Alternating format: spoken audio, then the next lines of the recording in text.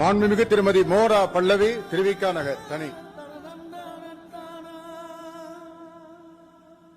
சட்டப்பேரவை உறுப்பினராக தேர்ந்தெடுக்க பெற்ற மோரா பல்லவி என்னும் நான் சட்ட முறைப்படி நிறுவப்பட்டுள்ள இந்திய அரசியலமைப்பு சட்டம் உண்மையான நம்பிக்கையும் பற்றுறுதியும் பெற்றிருப்பேன் என்று இந்திய நாட்டின் இறையாண்மையும் ஒருமைப்பாட்டையும் நிலைநிறுத்துவேன் என்றும் நான் மேற்கொள்ள இருக்கும் கடமைகளை நேர்மையுடனும் நிறைவேற்றுவேன் என்றும் உளமாற உறுதி கூறுகிறேன்.